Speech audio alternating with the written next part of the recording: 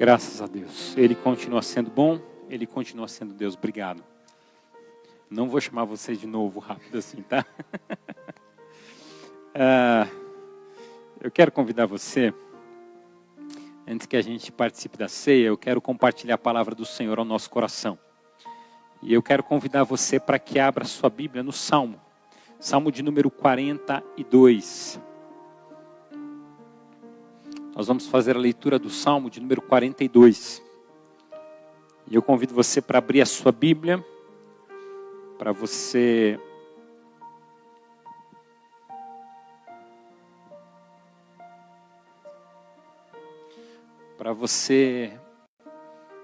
abrir nesse momento a sua Bíblia no Salmo de número 42, que nós vamos ler o Salmo do verso 1 ao verso 11, o Salmo completo.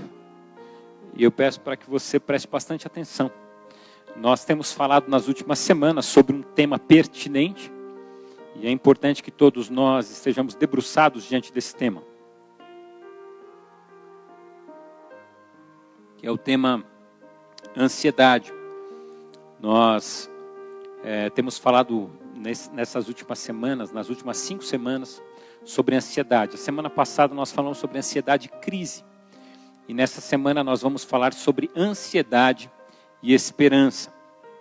Então nós vamos ler o Salmo de número 42, que diz assim: Como a corça anseia por águas correntes, a minha alma anseia por ti, ó Deus.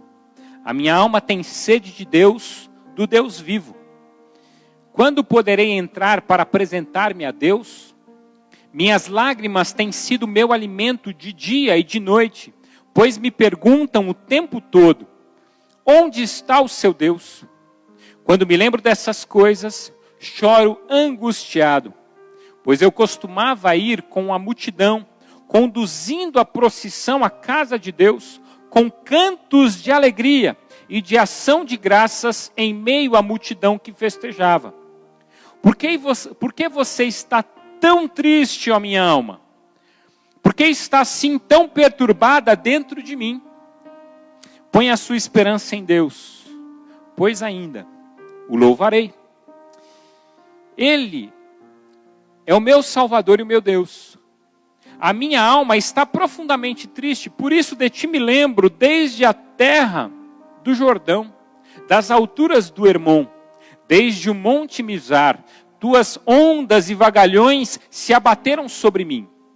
Conceda-me, ó Senhor, o seu fiel amor de dia, de noite esteja comigo a sua canção. É a minha oração ao Deus que me dá vida. Direi a Deus, minha rocha, por que te esqueceste de mim? Por que devo vaguear e pranteando, oprimido pelo inimigo? Até os meus ossos sofrem agonia mortal, quando os meus adversários zombam de mim, perguntando-me o tempo todo: onde está o seu Deus? Por que você está assim tão triste, ó minha alma? Por que você está assim tão perturbada dentro de mim? Põe a sua esperança em Deus, pois ainda o louvarei. Ele é o meu Senhor e o meu Deus. Senhor, em nome de Jesus, fala aos nossos corações nessa noite. Que a tua palavra penetre, retirando toda ansiedade, todo medo, e gerando em nossos corações esperança.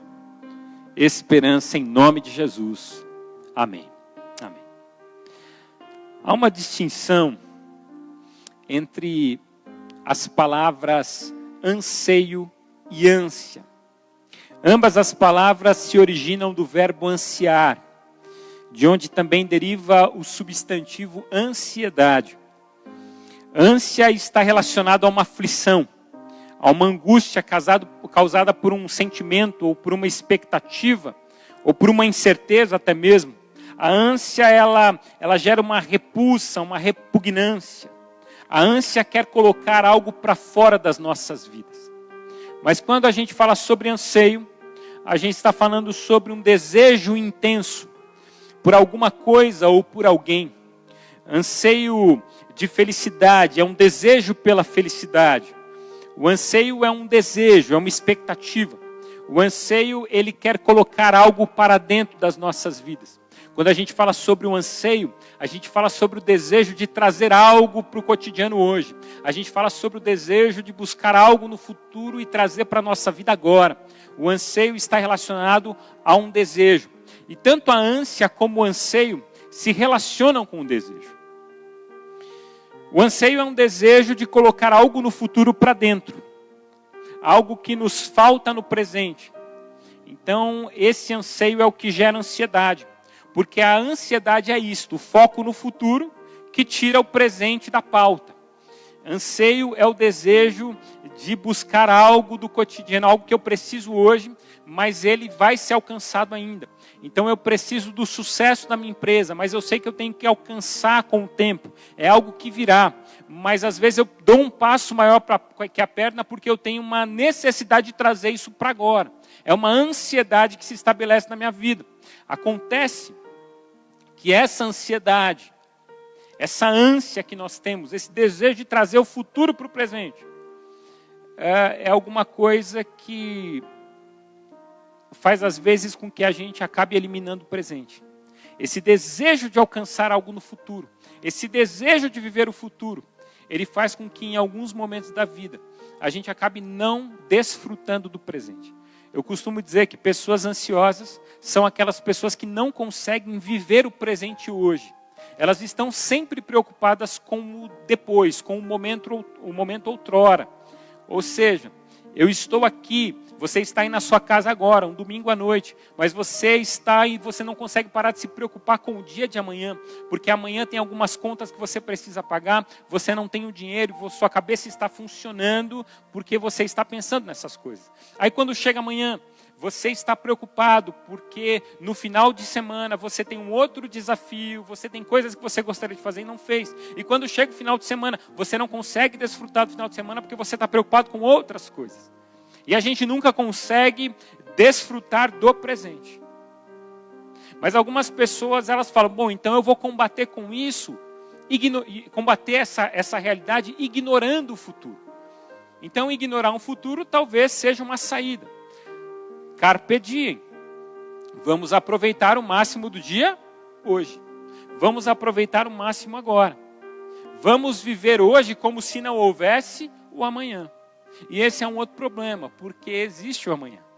A melhor coisa que pode acontecer com alguém que vive a realidade do carpe diem, de viver a vida como se não houvesse amanhã, é morrer. Essa é a grande saída para alguém que está vivendo como se não houvesse amanhã. Por quê? Porque o amanhã vem. E pessoas que vivem como se não houvesse o amanhã, elas vivem sem semear. Elas vivem consumindo hoje. Elas não plantam no dia de hoje. Então amanhã se torna muito pesado. E quem vive o hoje como se não houvesse o amanhã, termina o dia angustiado porque existe amanhã. E não plantou nada, mas apenas consumiu. Se a ansiedade é excesso de futuro, o antídoto da ansiedade não é abrir mão do futuro, mas é a esperança, que gera uma relação saudável com o futuro, uma relação plena e harmoniosa com o futuro.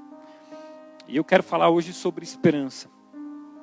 Eu quero falar hoje sobre deixarmos a ansiedade e abraçarmos a esperança. Sobre deixarmos essa ânsia, esse desejo para que o futuro chegue logo. E a gente está sempre de mal com o futuro porque ele não chega.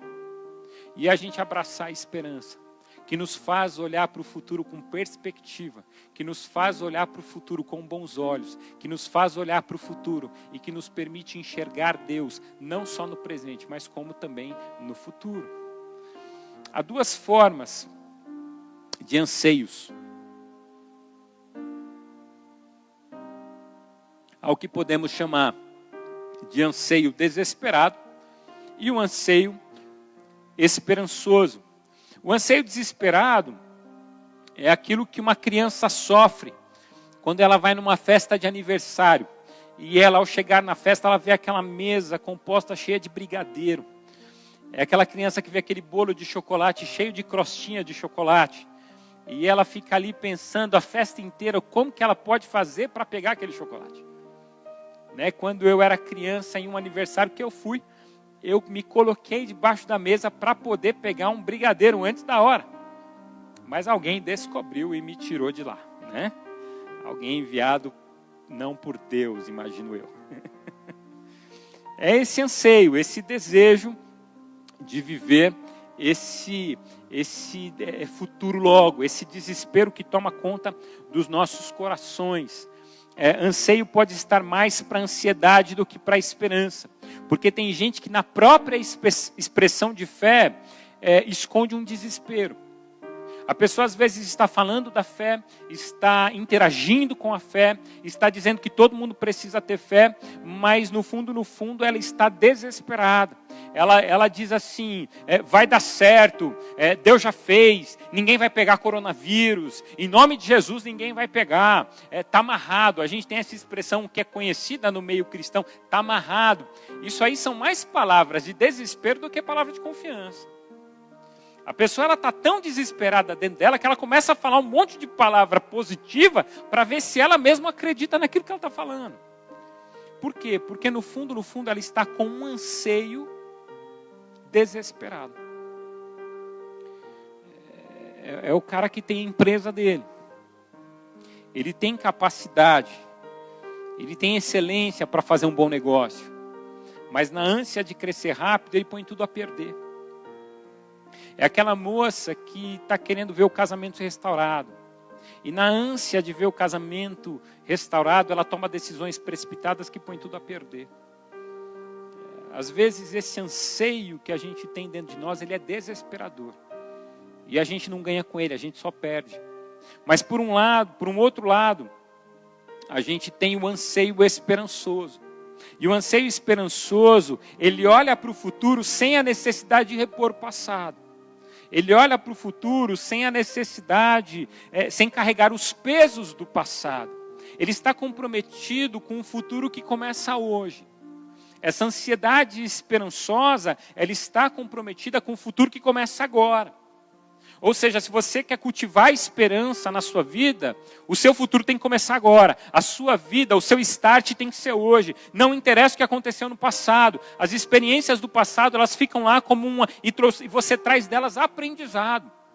Mas você não vai deixar a vida lá, você vai continuar a sua caminhada. Por quê? Porque há uma esperança, porque há possibilidades na sua frente. O anseio esperançoso, ele trabalha confiante. Ele tem uma expectativa pacífica. Ele não fica dizendo, não, pelo amor de Deus, vai dar tudo certo, não, creia, está amarrado, não vai pegar coronavírus em nome de Jesus, não. Essa ânsia esperançosa, ela diz, se Deus quiser, Deus está à frente de todas as coisas, vamos confiar, vamos esperar, vamos fazer a nossa parte, e vamos crer que Deus vai fazer aquilo que Ele já prometeu que faria. É isso. É sobre isso que eu quero falar hoje com você. Quando a gente lê esse salmo, salmo de número 42, esse é um salmo de Davi. E o salmo 42, quando você lê, é legal ler o 43 junto, porque eles estão interligados. É como se o 43 fosse continuação do 42. E o salmo 42, ele é um lamento de Davi. Quando eu olho o Salmo 42, eu olho o salmista conversando com a sua própria alma. O Salmo 42, ele nos traz essa ideia, o salmista conversando com ele mesmo.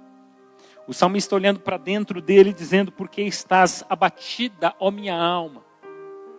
Por que estás entristecida dentro de mim? O Salmo 42, ele expressa, ao meu ver, expectativas.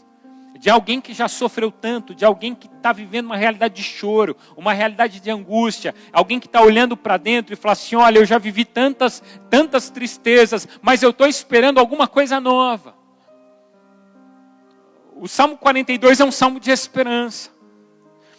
O salmista, ele diz justamente isso. Por que está abatida, ó minha alma? Espera em Deus. Nós precisamos esperar em Deus, nós precisamos confiar em Deus. O salmista está fazendo um convite para ele mesmo. Davi, olhando para o seu coração, olhando para o seu abatimento, olhando para a sua tristeza, ele não se afunda dentro dessa tristeza. Ele não se deixa levar pelo seu sentimento. Porque a pior coisa que pode acontecer com as nossas vidas é que nós nos deixemos levar pelos nossos sentimentos. Porque assim, eu sempre digo isso em casamentos. A gente não pode entender, por exemplo, o amor como um sentimento. Porque se o amor for um sentimento, a gente está dizendo que o amor, ele é algo vulnerável. A gente está declarando que o amor, ele vai oscilar. E amor não oscila. A Bíblia trata o amor como imperativo. Nós precisamos amar. Essa história de o amor acabou, não é que o amor acabou. É que você compreendeu o amor como um sentimento e o seu sentimento oscila. E nos casamentos isso é muito comum. Porque há dias que a gente deseja estar mais, há dias que a gente deseja estar menos. Há dias que a gente investe mais, há dias que a gente investe menos, há dias que a gente está mais disposto, há dias que a gente não está disposto. Há dias que a gente está mais feliz, há dias que a gente está mais triste. Então assim, se a gente não compreender isso e relacionar essas coisas com o amor, e falar, não, há dias que eu amo, há dias que eu não amo, isso é um erro do nosso conceito de amor, porque a Bíblia diz que o amor jamais acaba. E é por isso que ela diz que o amor jamais acaba, porque o conceito de amor não está relacionado a sentimento. O conceito de amor está relacionado a uma decisão que nós tomamos de uma vez por todas. Quando no dia de um casamento o noivo olha para a noiva e diz, eu prometo honrar, cuidar de você todos os dias, na doença, na saúde, na alegria e na tristeza, o que nós estamos dizendo é que o nosso amor ele é incondicional, ele não está condicionado a essas circunstâncias. Amor é uma decisão que a gente toma. E quando todas as circunstâncias são desfavoráveis, essa decisão continua. Por quê? Porque ela não oscila, nós decidimos isso. É por isso que quando a gente fala sobre o salmista expressar os seus sentimentos, o salmista no Salmo 42, ele expressa a sua realidade. E ele compreende, ele fala para ele mesmo, olha, eu preciso decidir pela esperança. A minha alma, porque você está abatida, eu não quero alimentar esse abatimento, mas eu quero que você se levante, eu quero que você faça tudo novo. Eu quero que você creia em Deus e que você espere nele. Eu quero aproveitar esse momento em que a gente celebra a Páscoa para falar sobre esperança, porque Páscoa é esperança. E com os olhos nesse salmo, e com os olhos naquilo que nós estamos celebrando hoje na Páscoa, eu quero convidar você para algumas reflexões a partir desse texto. E a primeira reflexão que eu quero convidar você a fazer, se você estiver com um papel, uma caneta, se você estiver com a sua Bíblia aberta e uma caneta, anote. É que a esperança nasce da fé.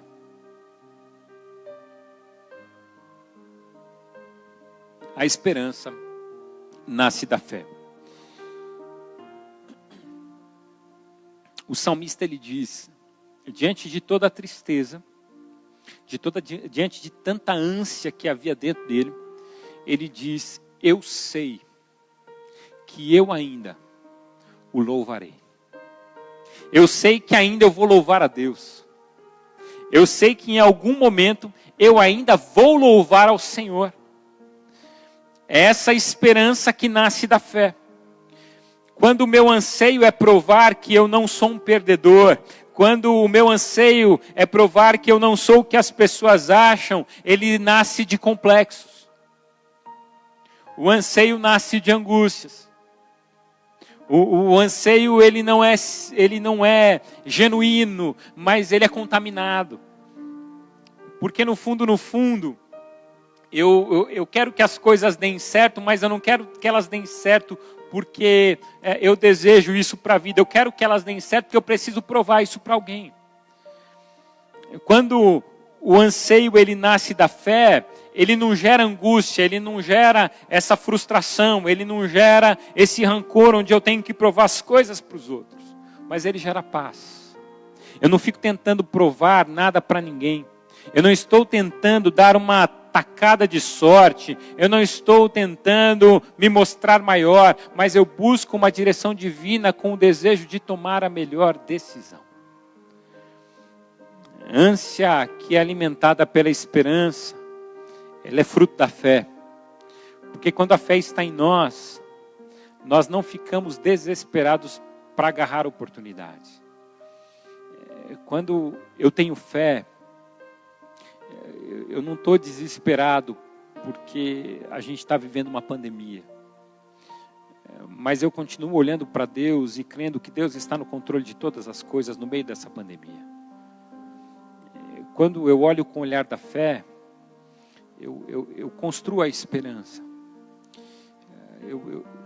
A gente vê muito isso em velório. Velório é lugar onde a gente vê pessoas que têm muita esperança. Porque no velório as pessoas choram, mas eu acho lindo o velório de pessoas de fé. Que elas não só choram e se despedem do corpo. Elas não dão um adeus. Elas dizem até logo. Porque eu tenho uma esperança viva na palavra do Senhor. E a palavra do Senhor está me dizendo que esse não é o fim de um relacionamento, mas é um até breve. Porque quando eu partir, eu estarei lá também. Eu reencontrarei. Eu verei novamente. É por isso que em velório de cristão a gente canta.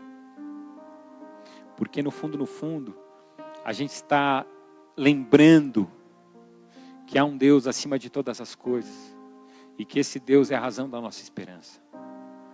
Davi, ele olhava para o futuro. E Davi, por mais que a ansiedade dele fosse alguma coisa real, ele não alimentava a sua ansiedade com desespero, mas com esperança. Porque a sua ansiedade era produto de fé. E é por isso que Davi vai dizer, eu sei que eu ainda o louvarei. Quando a fé está em nós, nós não ficamos desesperados para agarrar as oportunidades. Nós entendemos que aquilo que é nosso é nosso. É por isso que você não precisa, meu irmão, ficar pensando em como você vai passar rasteira no seu concorrente. É por isso, meu irmão, que você não precisa ficar pensando em como que você vai enganar a pessoa para obter um benefício. É por isso que você não precisa ficar desesperado pensando em como que você vai tentar enganar o governo para receber uma grana extra. É preciso que você não precisa ficar pensando e refletindo na sua mente como que você vai aprontar alguma para receber um benefício. Porque a gente que crê em Deus, a gente sabe que aquilo que Deus reservou para nós é nosso. Eu cito várias vezes esse exemplo, mas para mim é um exemplo fantástico sobre essa realidade.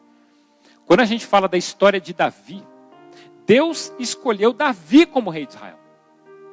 E o que Deus faz? Deus manda Samuel e ungir o seu próximo rei. Saul era rei de Israel, mas Deus manda Samuel já ir na casa de um homem chamado Jessé e escolher um dos filhos para que um desses filhos fosse eleito o próximo rei de Judá, o próximo rei de Israel. E quando Samuel chega na casa de Jessé, Jessé, ao ouvir a história que Samuel havia ido ali para ungir os seus filhos como rei, ele vai pensar, bom, o mais velho, só pode ser o mais velho. E quando entra o mais velho chega com uma excelente aparência, é um soldado, é um guerreiro, é um homem alto, é um homem grande, é um homem forte. Esse aqui é o protótipo do futuro rei de Israel. Mas aí de repente Samuel fica tentado a ungir aquele homem, mas Deus diz, não foi esse homem que eu escolhi, esse homem eu rejeitei, é outro dos filhos. E vão passando os filhos, e aí toda vez que chega um outro filho, o Samuel olha e fala assim, não é esse que Deus escolheu, Deus o rejeitou. Até que acabam-se os filhos, e Samuel olha para Jessé e fala assim, não tem mais ninguém. E Jessé fala, bom, tem um menino que está lá no campo. Mas ele não tem o estereótipo. Ele não é alto, ele não é forte. Ele não aparenta ser um rei. Não pode ser ele. Não é possível que seja ele. Mas quando Deus ele diz que algo é seu, é seu. Aquilo que Deus tem separado para você, ninguém vai tirar. A porta que Deus tem aberta para você, ninguém vai entrar por ela. A porta que Deus fechar para você é porque não era para ter entrado. A porta que Deus vai abrir para você é porque essa porta foi a que Ele separou para que você entrasse por ela. Quando Davi ele entra na sala, Deus diz, pode ungir, que é esse o meu escolhido. É interessante porque Deus diz no decorrer das passagens dos filhos, Deus diz a Samuel, Samuel, eu não vejo como vê o homem, porque o homem olha para a aparência, eu vejo o coração. Eu sei o que eu quero dar para cada um, e eu sei como é que funciona o coração e a mente de cada um. Irmão, irmã, confie em Deus. Não fique desesperado, creia que Deus tem em suas mãos tudo, todo o controle. Aquilo que for para acontecer, vai acontecer. Tragédias vão acontecer. Não é porque Deus não tem o controle, é porque Deus já determinou como seria. Por exemplo, pandemia. Não é que Deus deseja que a gente seja tomado por uma pandemia. Mas é que Deus decidiu como é que seria a lógica da vida. Deus, em sua soberania, Ele decidiu como que a vida ia funcionar. Deus disse assim, se você soltar esse celular, há uma lei que vai fazer com que esse celular ele caia no chão e quebre. É lógico que eu não vou soltar. Se eu tivesse uma coisa mais leve, eu até soltava. Aqui não tem nada que eu possa soltar. E eu não preciso provar isso para você, porque você sabe como funciona. Se alguém se jogar de um prédio, cai e a tendência é que morra. Se alguém se jogar de uma ponte, cai e a tendência é que morra. Por quê? Porque essa é a lei que Deus estabeleceu. Em sua soberania. É por isso que o milagre é a intervenção divina na história. É quando Deus rompe com a lógica. Isso é um milagre. É quando alguém está muito enfermo. Qual que é a tendência? Que ele morra. E aí qual que é o milagre? A intervenção divina. A lógica é que a gente tenha um tanto de higiene. Se a gente não tem essa higiene, pandemias acontecerão, vírus nascerão. Essa é a lógica divina. Não é que Deus quer que essas coisas aconteçam, mas Deus fez e disse, obedeçam, me obedeçam. É por isso que o povo de Israel, quando eles estavam caminhando no deserto, havia várias instruções do que eles podiam e não podiam fazer. E algumas instruções eram totalmente relacionadas à higiene, inclusive de animais que eles poderiam ou não comer. Porque Deus pensava em tudo. E quando a gente faz as coisas do nosso jeito e a gente ignora as coisas do jeito de Deus, a gente colhe os frutos. E aí não tem como falar a culpa é de Deus. Porque Deus já estabeleceu a sua forma. Mas aí no meio dessas questões, o que a gente faz? A gente ora. Porque a gente crê que Deus ele pode intervir na lógica da história. E Ele pode mudar a lógica da história. Não é na base da força, mas é com base na fé. O que é meu, Deus guardou para mim. E eu vou dar os melhores passos para alcançar aquilo que Deus tem reservado para mim. Quem tem esperança, crê e descansa. Quem tem esperança, crê e descansa. Mas eu aprendo também, em segundo lugar, que a esperança constrói o futuro. Porque Davi ele vai dizer, em dois momentos do Salmo, ele vai dizer a mesma coisa. Ele vai fazer a pergunta, por que está abatida a minha alma? Por que você está triste dentro de mim? Ele vai dizer, põe a sua esperança em Deus. Porque a sua esperança constrói o futuro. Porque gente que tem esperança é gente que está construindo alguma coisa nova. Nós falamos na semana passada de Jeremias. E Jeremias disse, diante dos escombros de Jerusalém, eu quero trazer à memória as coisas que me podem dar esperança. Porque quando eu trago a memória, o meu coração ele começa a arder em esperança. E quando a esperança vem, eu começo a construir as coisas. Eu não faço mais de qualquer jeito, mas eu sei que um futuro maravilhoso me aguarda. E eu começo a fazer bem feito. Porque o desespero, vocês vão de convir comigo que o desespero, ele não constrói. O desespero espera algo pronto. Ele faz o que precisa ser feito somente. Às vezes o cara abre a empresa com a esperança de que o resultado venha de imediato. E quando ele percebe que o resultado não veio de imediato, o que ele faz? Ele entra em desespero, ele começa a fazer tudo de qualquer jeito, no desespero, ele começa a tomar as primeiras decisões que vêm à mente. A esperança não. A pessoa que nutre esperança, ela constrói todos os dias. Ela espera. Ela não deseja ter tudo pronto. Ela trabalha para que as coisas aconteçam no tempo devido. Certa vez, quando eu era seminarista, um amigo me ligou. E ele falou assim: Renê, eu preciso que você me ajude em oração. Eu falei: opa, o que está acontecendo? Ele falou: estou conversando com uma moça aqui da igreja. E eu quero que você ore comigo. Porque a gente fez um pacto, eu e ela, de que nós vamos orar durante um bom tempo. E a gente vai orar. E durante acho que um mês a gente vai estar orando para Deus confirmar no nosso coração se esse relacionamento é dele mesmo. Eu falei: opa, vamos orar. E orei por ele. Orei ali no telefone mesmo, orei com ele. Aí no dia seguinte eu cheguei na igreja, era um sábado isso, no dia seguinte, domingo, cheguei na igreja, estava ele de mão dada com a moça. Aí eu falei assim: mas vocês não iam orar? Ele falou: não, está orado já, está orado. Né? Resultado, não deu nada certo. Foi tudo uma confusão.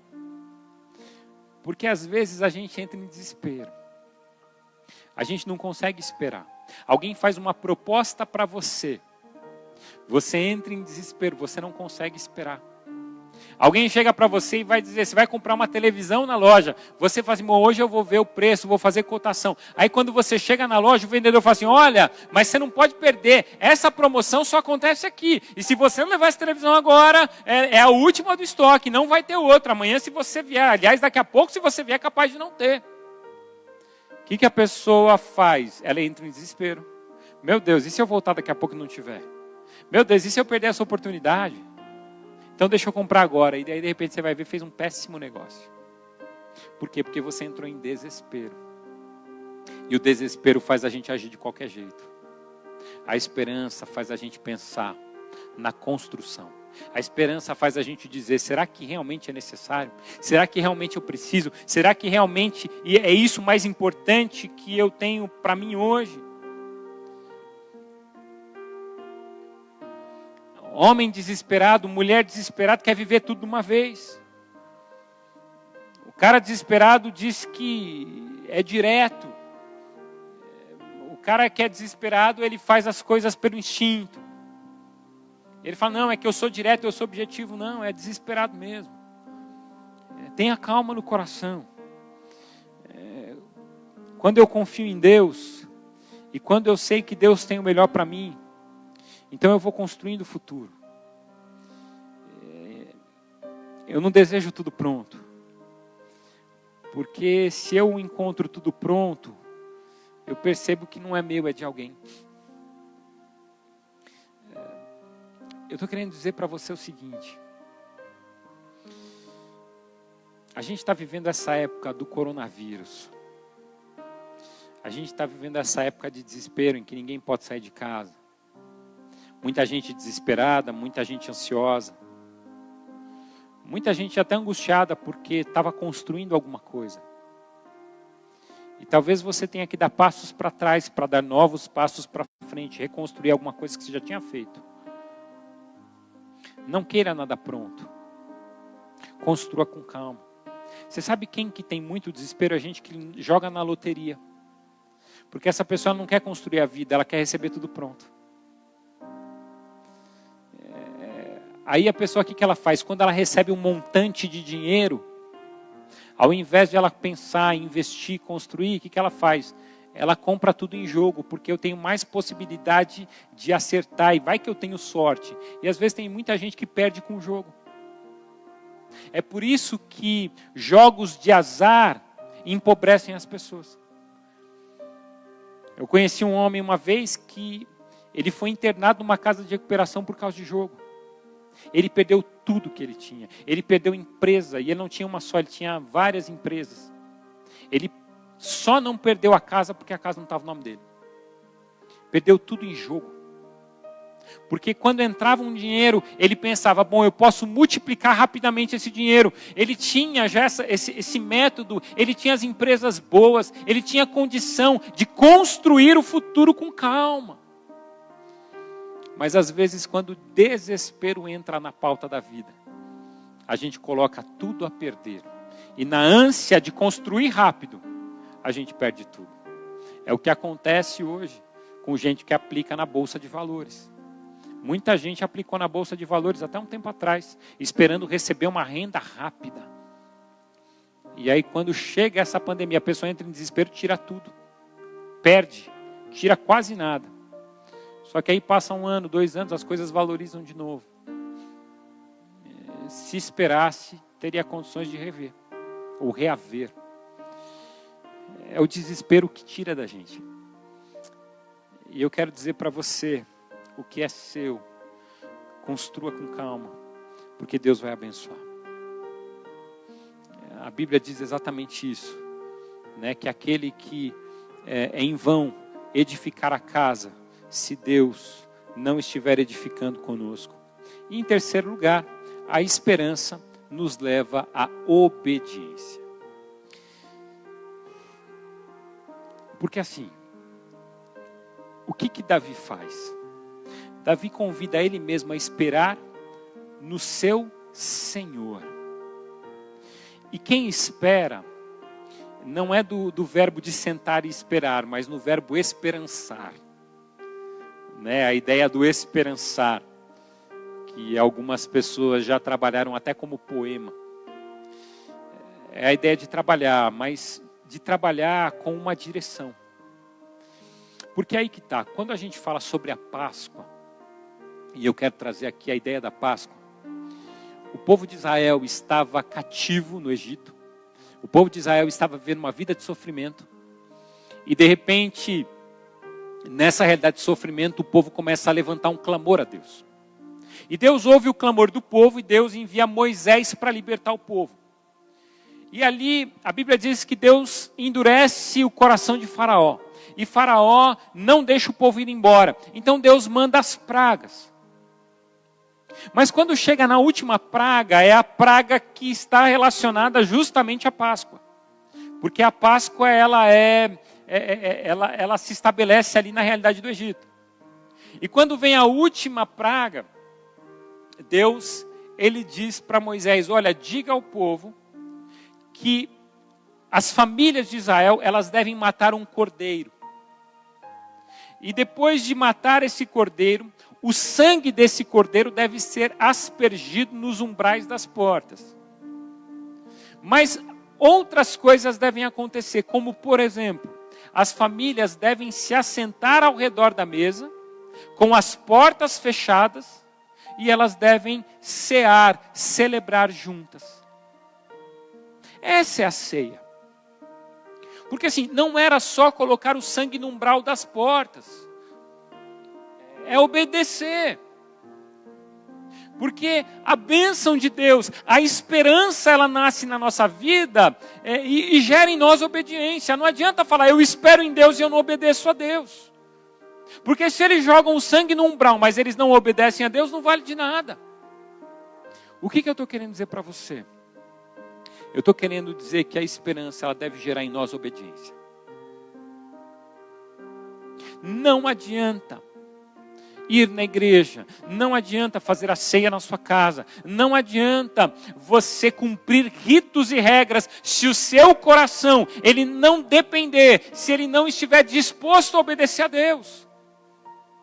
Tem muita gente que está vivendo uma vida de aparência. A pessoa coloca ali no seu Facebook o seu culto familiar, os seus momentos de oração. Ela coloca versículos e palavras de fé. Mas o que adianta fazer tudo isso se o seu coração não estiver em obediência a Deus? Porque se o seu coração não estiver em obediência a Deus, é apenas desespero e não esperança.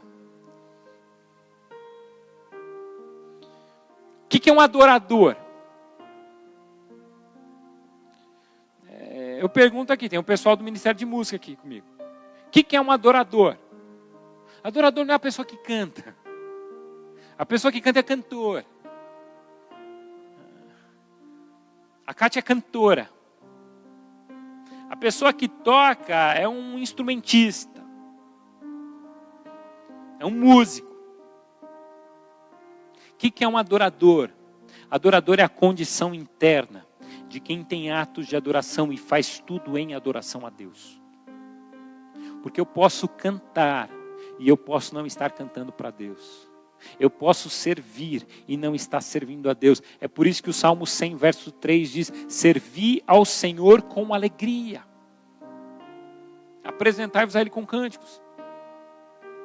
Porque na ânsia de fazer as coisas, na ânsia, eu posso estar apenas fazendo por fazer e fazendo do meu jeito, e eu não obedeço, porque na minha ansiedade eu faço do meu jeito. A ansiedade não me leva a fazer do jeito de Deus, a ansiedade me leva a fazer do meu jeito. Na ansiedade o que está na pauta é a minha pressa, é o meu desespero, é o meu jeito de fazer as coisas. Então se você está fazendo as coisas do seu jeito, eu posso dizer para você que não tem nada a ver com fé, tem a ver com desespero. Não tem nada a ver com esperança, tem a ver com um excesso de vontade sua. Se você serve a Deus do seu jeito, não, eu vou fazer só que do meu jeito. Deixa eu dizer uma coisa, você está brincando com coisa séria.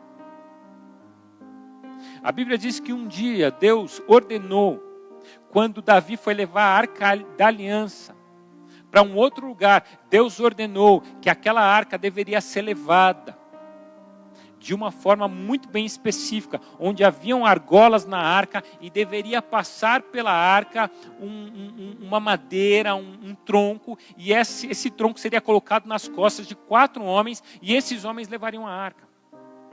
Mas o que eles fizeram? Eles tiveram uma ideia melhor. O povo de Israel teve uma ideia muito melhor, facilitaria a viagem. Vamos colocar a arca num carro do boi. A gente tem um carro levado por bois aqui, a gente coloca a arca dentro, leva, é muito mais fácil. É o que Deus tinha dito? Não. O que acontece? Em determinado momento, o carro de boi ele passa por cima de uma pedra. O carro de boi ele desequilibra, a arca ameaça cair, e um servo chamado Uzá, um levita, ele encosta na arca para que a arca não caia. O que acontece com ele? Ele é fulminado, ele morre na hora. Por quê? Porque com coisa séria a gente não brinca. Quando Deus fala, a gente não faz do nosso jeito, a gente faz do jeito dele. A desobediência caracteriza o nosso jeito de fazer as coisas e caracteriza a nossa falta de fé e a nossa falta de esperança.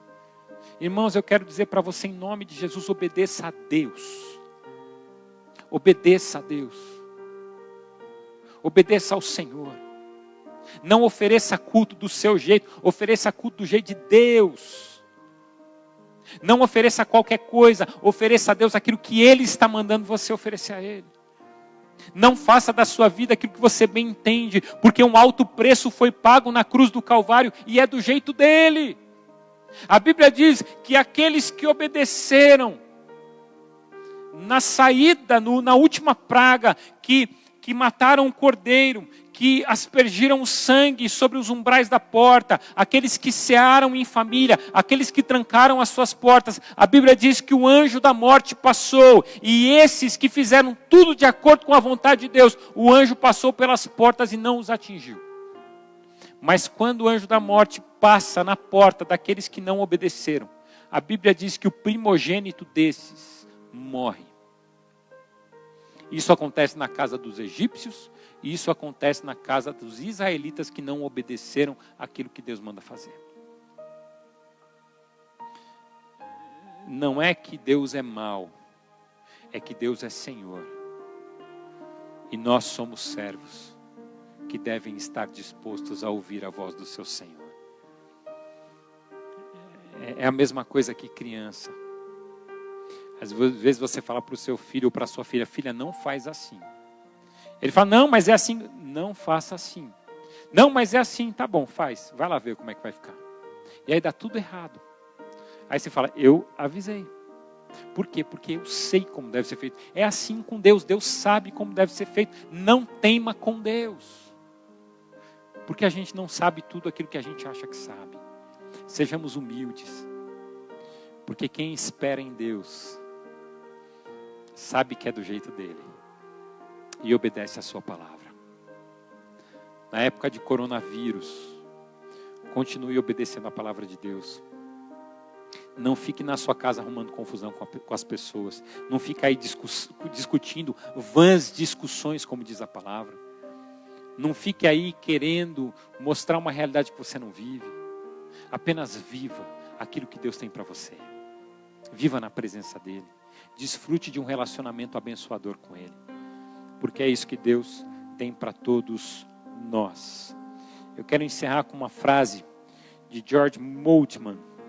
E Moltmann diz, no seu livro A Teologia da Esperança, ele diz: a espera torna a vida agradável, pois esperando, o homem pode aceitar todo o seu presente e encontrar prazer não só na alegria, mas também no sofrimento e bem-estar, não só na felicidade, mas também na dor.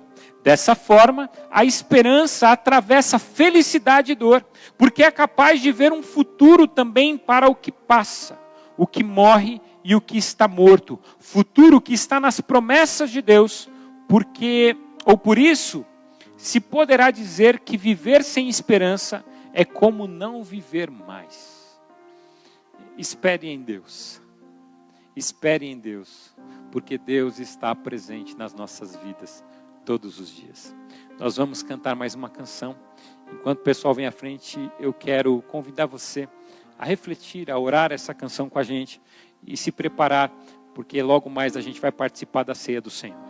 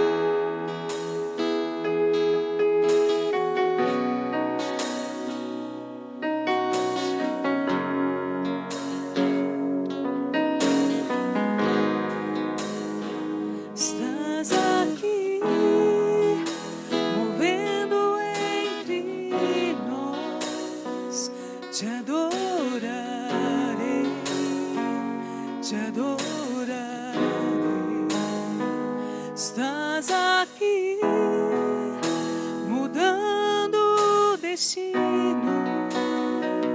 te adorarei, te adorarei. Estás aqui, operando milagres, te adorarei, te adorarei.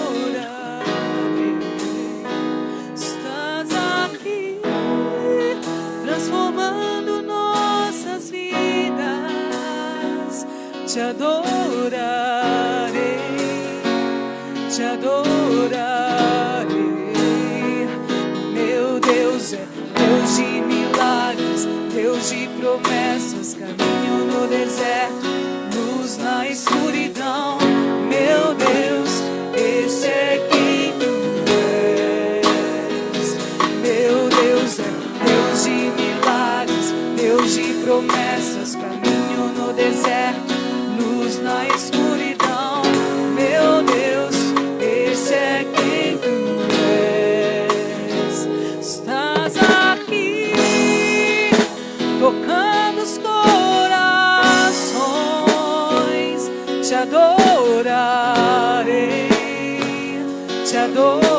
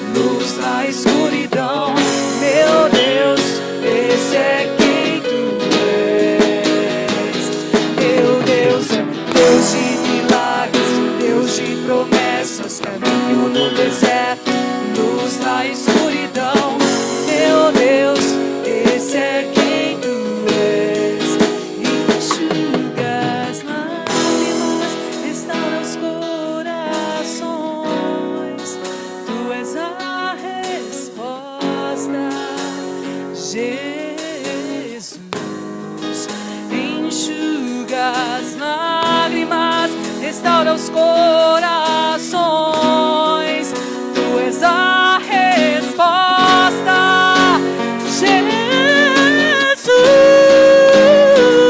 Meu Deus é Deus de milagres, Deus de promessas, caminho no deserto, luz na escuridão. Meu Deus, esse é quem tu és. Meu Deus é Deus de milagres, Deus de promessas, caminho no deserto, luz na escuridão. Meu Deus, esse é quem tu és. Meu Deus é Deus de milagres, Deus de promessas, caminho no deserto, luz na escuridão. Meu Deus, esse é quem tu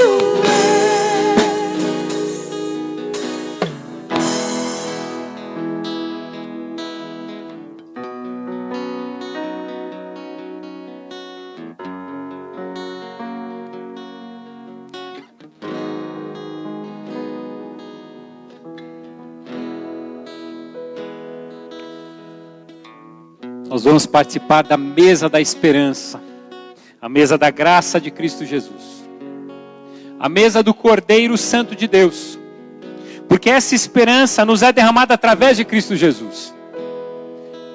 Assim como um cordeiro foi morto, para que o povo de Israel não morresse, para que o povo de Israel fosse liberto, para que a passagem acontecesse, assim Jesus veio ao mundo para morrer por nós, para que a salvação seja estabelecida de uma vez por todas, para que a graça de Deus se manifeste nas nossas vidas, para que a morte não tenha mais espaço, para que a morte não tenha mais autoridade sobre nós, mas para que a gente possa ser alimentado pela esperança. E essa mesa é a mesa da esperança, é a mesa que nos faz lembrar daquele que deu o seu corpo, daquele que partiu o seu corpo, daquele que derramou o seu sangue, para que pudéssemos ter a vida eterna. Jesus é a nossa vida, Jesus é a nossa esperança. Eu quero dizer para você, você está precisando de esperança nesses dias, clame por Jesus, diga: Jesus, entra na minha vida, Jesus, entra na minha casa, está difícil, eu já não estou com paciência, eu já não estou aguentando, eu preciso de Jesus. Que seus cultos caseiros sejam plenos da presença de Jesus, que a sua mente seja tomada pela presença de Jesus, que o seu coração seja fortalecido pela presença do Cordeiro Santo de Deus, e que Deus seja louvado. Nós vamos orar nesse instante consagrando os elementos, e eu quero convidar você aí na sua casa para colocar os seus elementos também diante do altar do Senhor, que nós vamos orar sobre eles agora.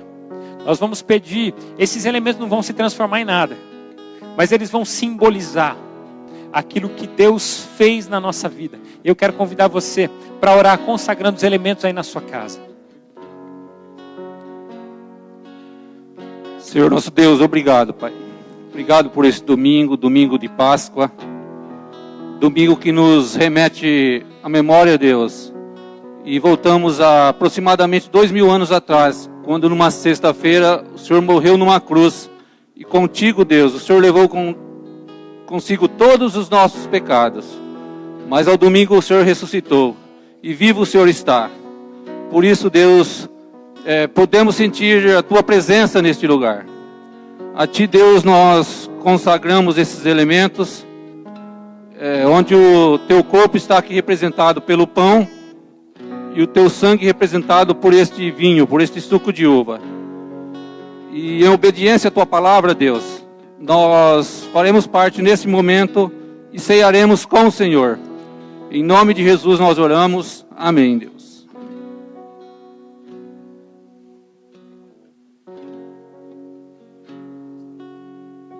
A palavra de Deus diz que na noite em que Jesus foi traído, Jesus pegou o pão, tendo dado graças, o partiu, dizendo: este é o meu corpo, entregue em favor de todos vocês.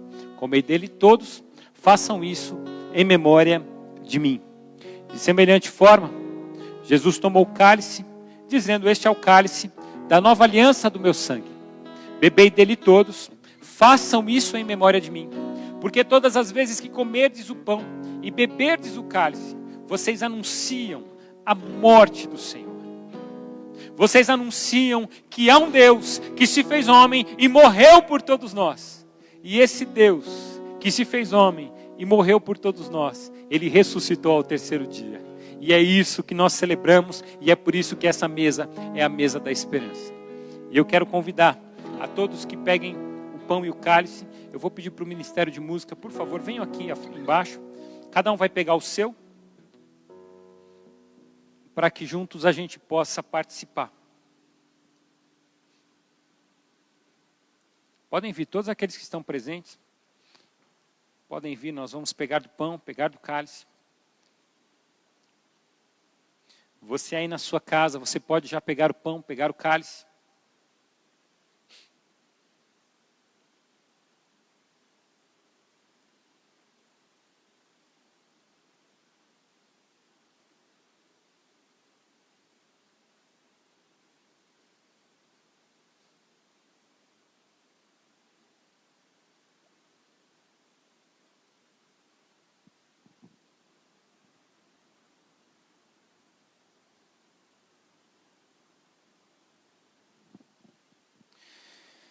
Graças te damos, Cordeiro Santo de Deus, que tira o pecado do mundo, pelo teu corpo, entregue na cruz do Calvário, que foi moído pelas nossas pisaduras, que foi traspassado pelas nossas iniquidades.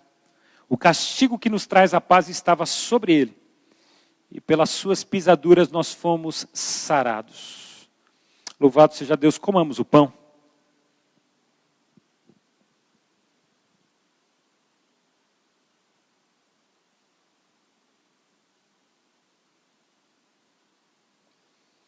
E, Senhor, damos graças também pelo sangue derramado na cruz do Calvário. Sangue que foi derramado para perdão, para a remissão dos nossos pecados. Por causa desse sangue nós fomos justificados, ou seja, já não há condenação. Nós nos tornamos justos, não porque somos bons, mas porque o sangue de Cristo recaiu sobre nós. Nós te agradecemos e te exaltamos em nome de Jesus. Bebamos o cálice.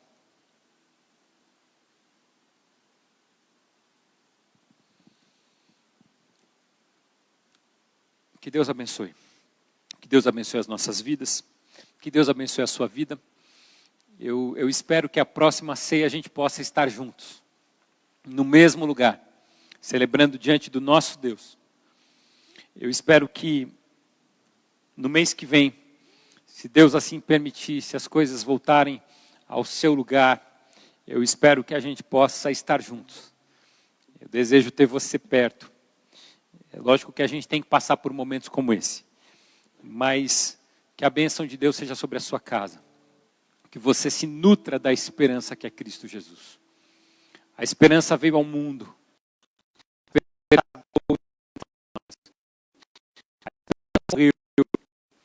Quando tudo iria melhorar. As pessoas, a vida regressa.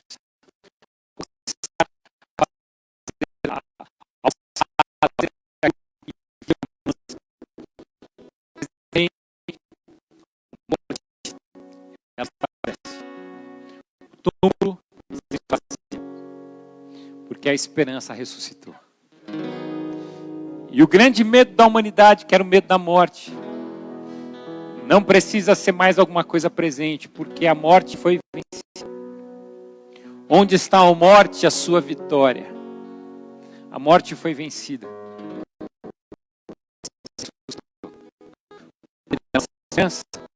Jesus Cristo, o Jesus de Nazaré, o Messias, o Filho de Deus, o enviado, o Cordeiro Santo, o Filho de Davi, a esperança eterna.